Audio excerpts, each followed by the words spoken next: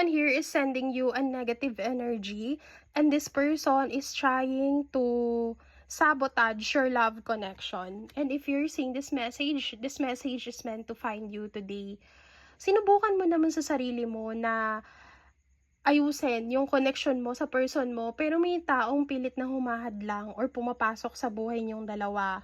Maybe this is a person from his past or from her past na pilit kayong ginugulo.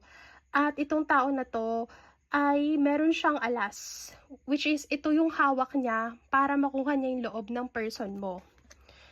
Hindi ka na nakakatulog sa gabi, nararamdaman mo yan, at pwedeng binibigyan ka niya ng spell or nagsisend siya sa'yo ng negative vibe.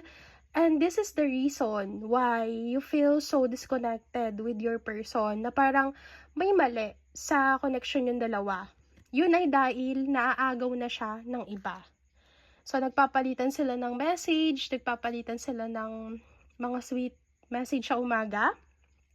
Nakikita ko dito na hindi ka na nakakatulog sa gabi. Kasi you're wondering, bakit cold yung person mo?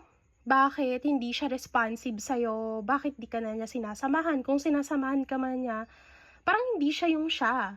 So, minanotice ka na changes sa kanya. At ito yung nagdulot ng separation or maaaring maghiwalay kayo dahil sa tao na to. Kasi nga, merong tao dito na gusto kayong sirain at gusto kayong pag-awayin. Ginagawa niya ang lahat para masira yung connection nyo. Ginagawa niya ang lahat para hindi kayo magkatuluyan.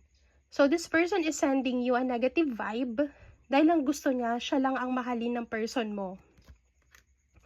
At ayaw niyang pumayag na maging masaya siya sa piling mo. Ginagawa niya ang lahat para mapunta sa kanya yung attention, yung connection. And this person is trying to steal away. Nakikita ko dito na yung effort, grabe talaga, para lang mapaglayo kayo. Kaya if you're seeing this message, itong message na to, para sa'yo talaga to. Kasi kailangan mong makita to. And maybe this is a warning for you na kailangan bantayan mo yung mga galaw ng partner mo.